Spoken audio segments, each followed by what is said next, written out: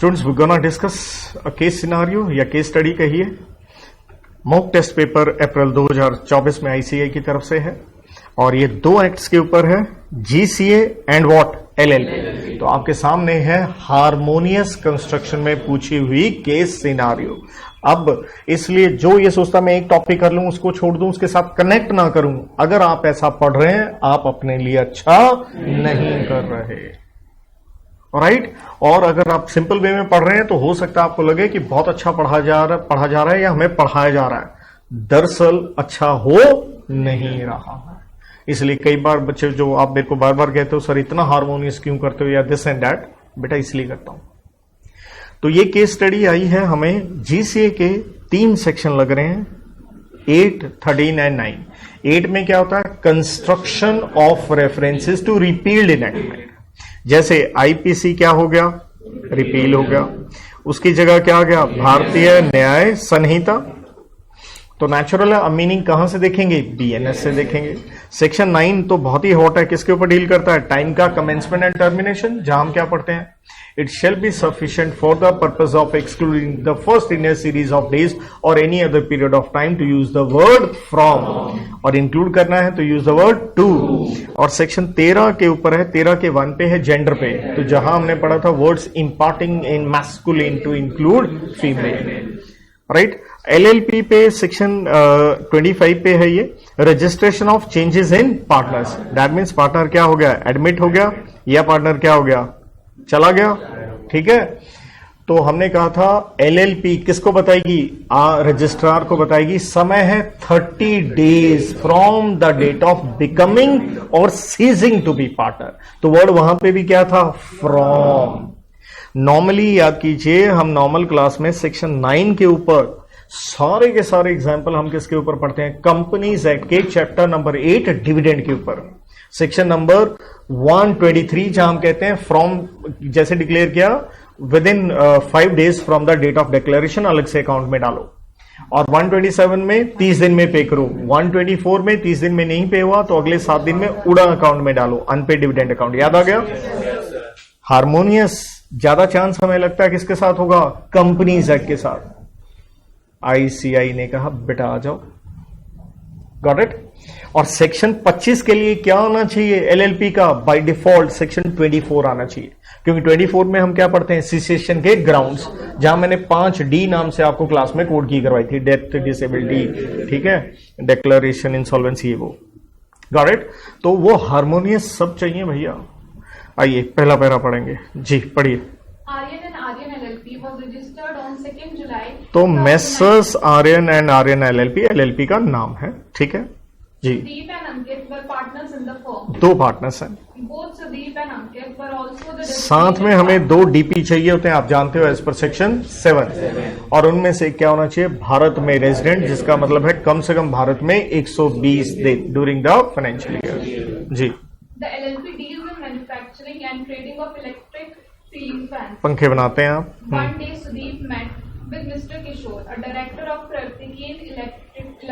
तो ये किशोर जी किसी प्राइवेट कंपनी के डायरेक्टर हैं। After discussion mister Kishore showed interest that Kartikeya electronics private limited में वर्क विद। तो उन्होंने एक इंटरेस्ट शो किया है कि उनकी कंपनी किसके साथ काम कर सकती है, एलएलपी के साथ, एज व्हाट। तो क्या कोई कंपनी एलएलपी में पार्टनर हो सकती है, जवाब दीजिए यस, क्योंकि हमने क्लियरली पढ़ा है एलएलपी में पार्टनर कौन होंगे, individual and body corporate, right. हाँ जी, और बॉडी कॉर्पोरेट की आप डेफिनेशन पढ़ के आते हो 2 का 1 का डी के अंदर। इज दैट ओके और नॉट जी, चलिए आगे। Electronics Private Limited was incorporated on 1st June 17 with the object to deal in electronics. The memorandum and article of association of Pratikeen Electronics Private Limited also और company के कागज main यही होते हैं, memorandum articles, वो उसको authorise करते हैं कि आप एज ए पार्टनर किसी एलएलपी में काम कर सकते हो। क्योंकि ये अब ये पैरे से आदमी कंफ्यूजन कहाँ आती है, क्योंकि कंपनीज एक्ट में मेमोरेंडम आप पढ़ते हैं कहां, सेक्शन 4 में, जिसके अंदर आप कितनी क्लॉजेस पढ़ते हो, जनरली 5, NROLC ओ से क्या आया, object and power clause, section 4 का 1 का सी की कंपनी वही काम कर सकती है जो उसकी मेमोरेंडम की ऑब्जेक्ट क्लूज में लिखा है, वरना आप कोई काम नहीं कर सकते। तो यहां तक तो ओके है। यहां तक आपको ये नहीं मालूम है क्वेश्चन कंपनीज का पूछेगा या एलएलपी का, शायद ये चल रहा हो एलएलपी कंपनी, इन दोनों में से होगा। और क्वेश्चन कहां से निकल रहा है, जीसीए, मुबारक हो, दिस इज कॉल्ड हार्मोनियस। तो यहां हार्मोनियस 3-3 एक्ट का हो रहा है। अब क्वेश्चन किसी पे बना लो आप, क्योंकि don't you think memorandum article के हिसाब से भी क्वेश्चन बनाया जा सकता है। डॉक्ट्रिन ऑफ किसके ऊपर, अल्ट्रा वायर्स की कंपनी वही काम कर सकती है जो उसके ऑब्जेक्ट में है, वरना क्या हो जाएगा, यूवी हो जाएगा, राइट। हमने 2 पैरे पढ़ लिए क्योंकि छोटे छोटे थे, राइट। 2 पैरे पढ़ने के बाद क्वेश्चन मिलना है तो थोड़ा कठिन, बट फिर भी ट्राई कर लेते हैं। देखिए पहला क्वेश्चन, और क्वेश्चन में लिखा ही है, इतना जरूर लिख दिया उन्होंने, पैरे देख रहे हो, मैंने हाईलाइट भी किया। क्वेश्चन किसके ऊपर है, ये आईसीआई ने लिखा है, जबकि एक क्वेश्चन किसके ऊपर निकल के आएगा, एलएलपी वाला भी निकलेगा। तो जीसीए लिख देने से भी अकेला क्या नहीं हो गया, जीसीए नहीं हो गया। चल भैया पढ़। क्या वो पार्टनर बन सकती है। दरअसल ये क्वेश्चन आप पढ़ ही नहीं पाओगे। क्यों नहीं पढ़ पाओगे, क्योंकि तीसरे पैरे में से रिलेटेड है। पढ़िए तीसरा। तो समटाइम्स ये भी होगा, पैरा पढ़ोगे और इस पे तो कोई क्वेश्चन दिख नहीं रहा, या हो सकता मूर्खता से आप अटेम्प्ट कर रहे हैं, तो प्लीज थोड़ा समझना है। तीसरा पैरा इसी पे जा रहा है, पढ़िए। The partners of Aryan and Aryan LLP and director of Prithikian Electronics Private Limited approached a professional consultant, Mrs. Archika Jain, for तो providing मोहतरमा जैन से आपने पूछा, बताइए मोहतरमा, the procedure. क्या हम इस कंपनी को अपनी एलएलपी में क्या ले सकते हैं, पार्टनर जी। She advised that Prithikian Electronics Private तो ये एक प्रोफेशनल है, पता नहीं क्यों है, क्योंकि इन्होंने कहा नहीं ले सकते, इन्होंने रीजन दिया, पढ़िए यहां से, because because as per LLP Act 2008, हाँ। an individual or a body corporate can be a partner in LLP. बिल्कुल ठीक। She informed that the term body corporate was defined in the LLP Act 2008 as a company which is defined in Section 3 of the Companies Act 1956, जबकि हम जानते हैं अब क्या है, क्योंकि एलएलपी 2008 का है, तब तक कंपनी से क्या चल रहा था, 56 आ गया जीसीए। और जीसीए का क्वेश्चन कौन सा, सेक्शन कौन सा आ गया, 8, construction of reference to repealed enactment, कि एक्ट रिपील हुआ एंड री एनेक्टेड विद और without modification of any provision of the former enactment. कुछ याद आया? तो हमने कहा था उसका मीनिंग हम कहां से लेंगे, री इनेक्टेड, अनलेस कॉन्ट्रेरी अपीयर्स। आप देख रहे हैं हल्का सेक्शन लगता है जब जीसीए में पढ़ते हो, लेकिन प्रश्न कहां जाके, राइट, पढ़िए। As Prithikian Electronics Private Limited और ये रजिस्टर्ड कहां है, कंपनीज एक्ट 2013 में। 2013, it cannot be termed as body corporate. तो कहते हैं इसे हम बीसी नहीं कहेंगे। तो मोहतरमा, आप कंपनीज एक्ट और एलएलपी में भी स्पेशलिस्ट हो सकती हो, लेकिन आपको जीसीए नहीं आता, इसलिए आप सही प्रोफेशनल हो ही नहीं सकते, right. On the advice of Mrs. Archika Jain, Aryan and Aryan LLP dropped the idea. तो भैया ऐसे प्रोफेशनल के पास जाओगे, बेड़ा गर्क हो जाएगा। चल भैया क्वेश्चन वही आ जाए, क्या पार्टनर बन सकती है, वैसे तो आंसर आप समझ ही गए।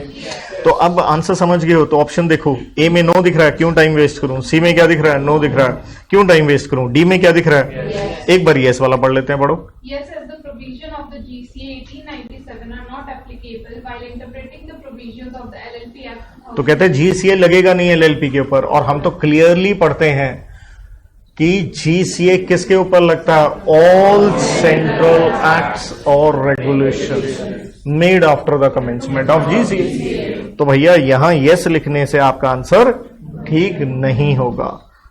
आइए B option. Yes, because Section 8 of the GCA 1897 provides where any act or regulation made after the commencement of this act repeals आ गया, and repeal enacts with or without modification आ गया, any provision of a Formal enactment आ गया, then references in any other, हाँ, or in any instrument to the So- provision so repealed shall, unless a different intention appears, be construed as references to the provision so reenacted। Perfect जा रहा answer. चलिए, Therefore, after the enactment of Companies Act 2013, the definition of body corporate shall be construed means deemed as a company which is defined in Section 220 of the Companies Act 2013. Is that okay? ध्यान दीजिए options में section था, हाँ, यहां पे भी 8 है, यहां पे भी 8 है। क्लियर? अब मैं फिर वही कह रहा हूं, अगर एक ऑप्शन डाल दी जाए, यही सेम कॉपी पेस्ट बी वाली, यस यूज लिख के सारा आंसर सेम, बस वो सेक्शन की बजाय सेक्शन क्या डाल दे। Sir this is a law class. ये कैसे पढ़ाना चाहिए, कैसे पढ़ना चाहिए, यही बार बार मैं आपसे क्लास में बात करता हूं। और जीसीए में आपको 3 कॉमन लाइनें हर जगह दे रखी हैं, कोई भी आ जाए वो तो पक्का चेप हो। वही लाइनें दिख रही हैं आपको, सेंट्रल एक्ट और regulation made after commencement of GCA unless different intention appears. Got it?